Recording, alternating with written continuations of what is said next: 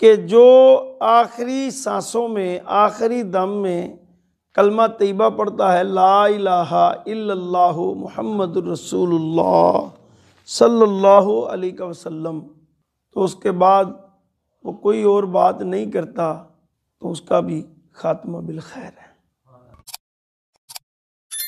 کہ جو کامل مومن دنیا سے چلا جاتا ہے اس کی نشانیاں کیا ہیں؟ اچھا، کامل مومن ہر کوئی بننا چاہتا ہے۔ حضرت عمر رضی اللہ تعالی عنہ نے کہا، یا رسول اللہ صلی اللہ علیہ وسلم، میں اپنی جان کے علاوہ اپنے مال، اپنی ہر شے سے زیادہ آپ سے پیار کرتا ہوں۔ تو رسول اللہ صلی اللہ علیہ وسلم نے فرمایا کہ عمر، جان کے علاوہ نہیں، جان سے بھی زیادہ، مال اولاد سے بھی زیادہ تم مجھ سے محبت کرو گے تو پھر بات ہے۔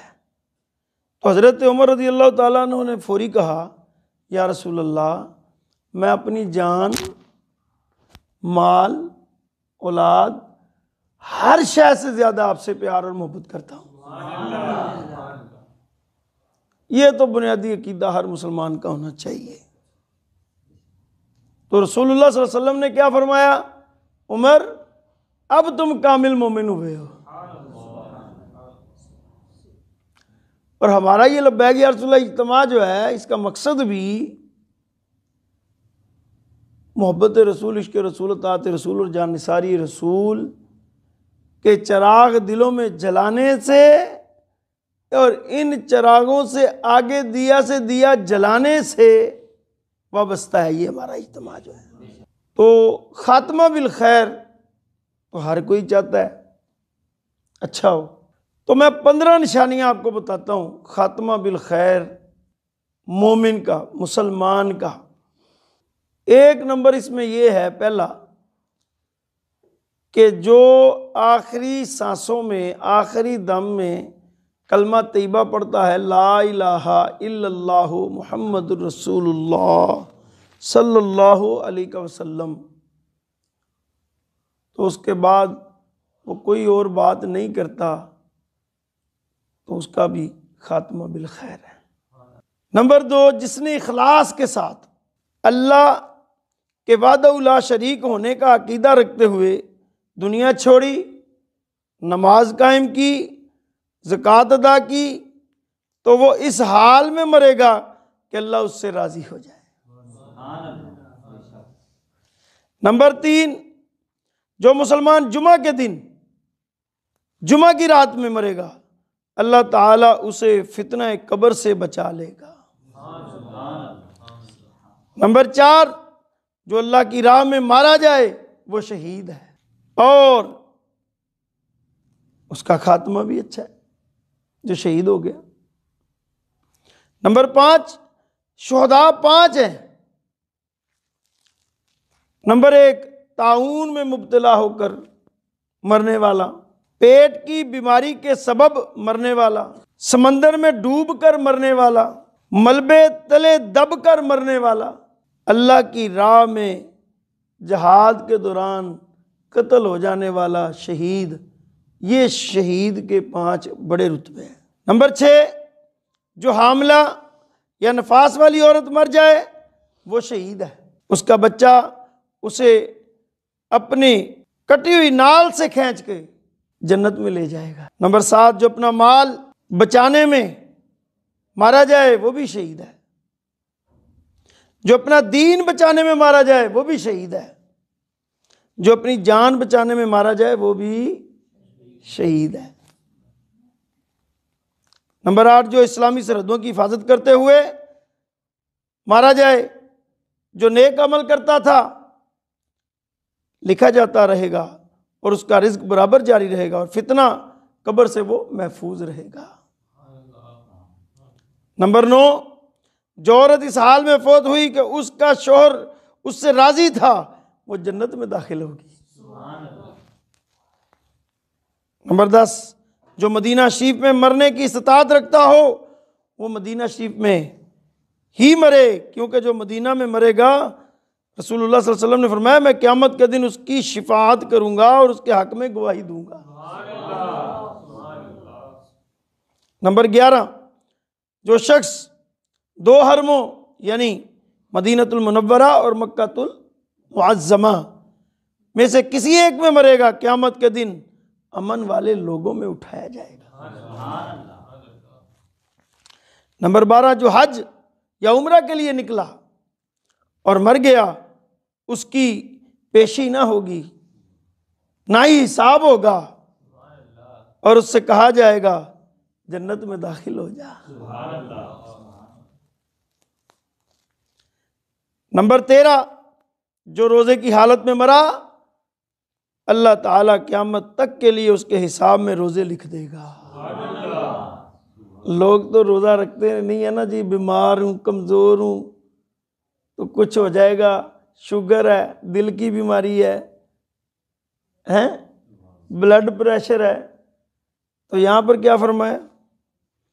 جو روزے کی حالت میں مرا، اللہ تعالیٰ قیامت تک کے لیے اس کے حساب میں روزے لکھ دے گا۔ کتنے ہوں گے؟ اس کی مغفرت کا کیا سلسلہ ہوگا؟ اللہ اکبر، سبحان اللہ، اللہ اکبر۔ نمبر 14، جسے رمضان میں موت آئی وہ جنت میں داخل ہوگا۔ جو عرفہ کے دن انتقال کر گیا وہ جنت میں داخل ہوگا، اور جسے صدقہ دیتے ہوئے موت آئی وہ بھی جنت میں جائے گا۔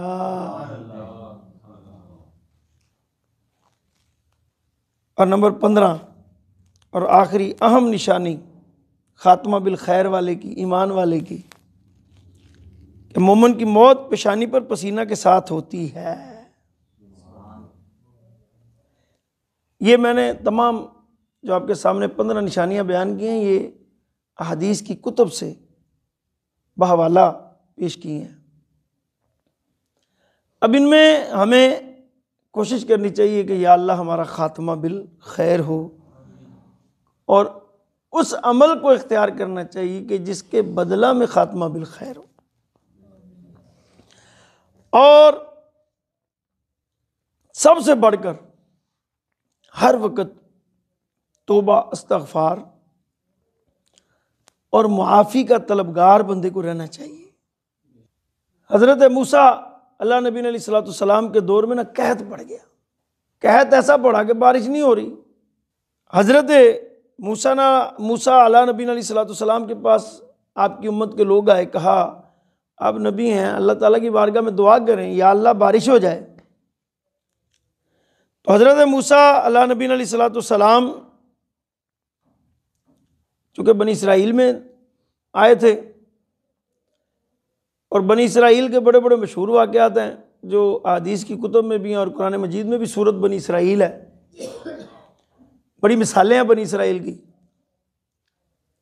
تو آگے انہوں نے جب کہا نا، تو حضرت موسیٰ لوگوں کو اکٹھا کر کے تو ایک کھلے میدان میں لے آئے۔ کھلے میدان میں جب لوگ اکٹھے ہو گئے تو آپ نے اللہ تعالیٰ سے دعا کرنا شروع کی، یا اللہ تو ہم پر اپنی رحم کی بارش فرما۔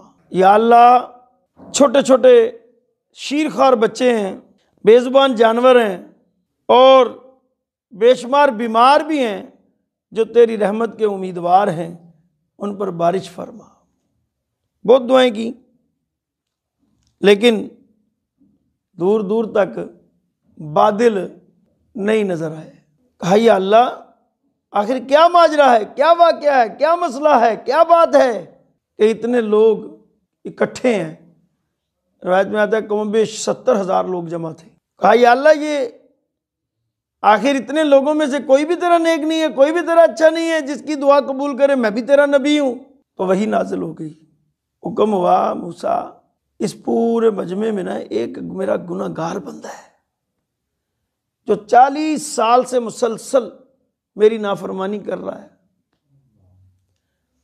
تو اس کی وجہ سے اس پوری بستی پر بارش نہیں ہو رہی، پوری علاقے پر بارش نہیں ہو رہی۔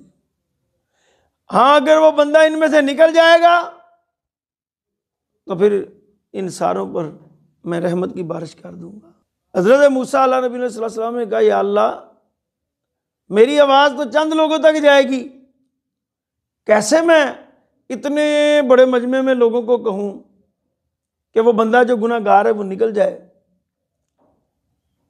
کہا موسیٰ تو آواز لگا، پہنچانا میرا کام ہے۔ حضرت موسیٰ علیہ نبی علیہ السلام نے آواز لگائی، تقریباً 70,000 کا جو مجمع تھا اس وقت مجمع کے ہر بندے تک آواز پہنچی۔ آواز یہ لگائی کہ ایک بندہ ہے ہم میں جو 40 سال سے اللہ کا نافرمان ہے، اور آج اس کی وجہ سے بارش نہیں ہو رہی۔ حکم یہ آیا، وہی یہ آئی ہے کہ وہ بندہ اس مجمع سے نکل جائے تو بارش ہو جائے گی، اس بستی سے نکل جائے تو بارش ہو جائے گی۔ اب کافی دیر کے بعد کوئی بھی بندہ نہیں ہلا۔ جب کوئی نہیں ہلا تو پھر جو گناہ گار تھا، جسے پتا تھا کہ میں ہر روز گناہ کرتا ہوں، جرم کرتا ہوں، نافرمانی کرتا ہوں، اس نے کہا جب کوئی نہیں ہلا تو پھر وہ کوئی اور نہیں ہے، وہ میں ہی ہوں۔ اس نے کہا وہ پھر میں ہی ہوں۔ اس نے چادر اوڑھی اور اپنے رب کے ساتھ اس نے رجوع کیا۔ کہا یا اللہ 40 سال سے میں گناہ کرتا رہا اور تو مجھے مہلت دیتا رہا، تو مجھے مہلت دیتا رہا۔ آج اس بھرے مجمع میں نکلتا ہوں تو میرے گناہوں کا تو تجھے ہی پتہ ہے نا، کسی کو کیا پتہ ہے؟ تو مولا میری تو بڑی جگہ صحیح ہوگی، آج میں تیرے دربار میں حاضر ہوا ہوں، آیا ہوں تو اپنے گناہوں پر شرمندگی کے احساس کے ساتھ آیا ہوں۔ تو مولا آج تو میری سچی توبہ قبول کر لے اور مجھے معاف کر دے۔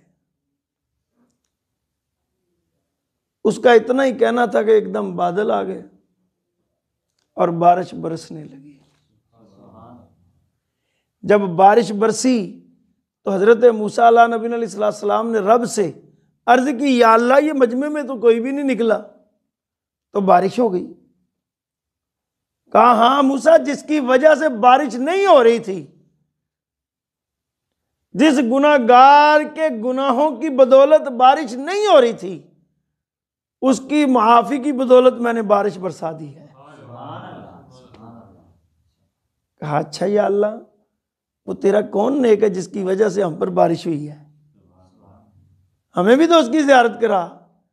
اللہ رب العزت نے فرمایا موسیٰ 40 سال سے وہ گناہ کرتا رہا تو میں نے اس کا نہیں راز کھولا، آج اس نے توبہ کر لی ہے تو میں اس کا راز کیسے کھول دوں؟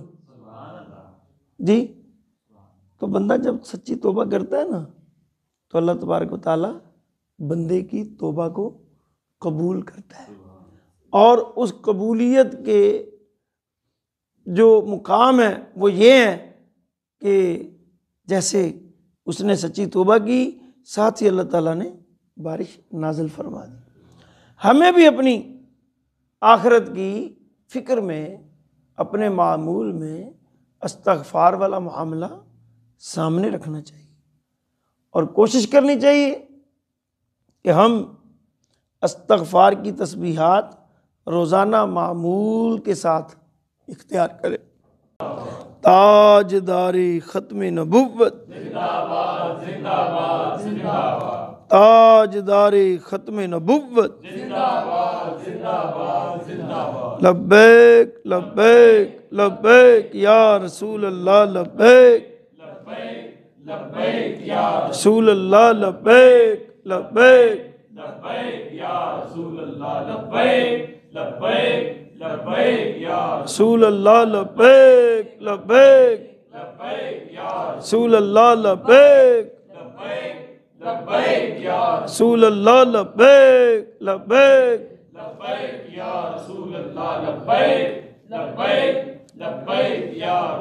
صلی اللہ علیہ وسلم۔ آمین۔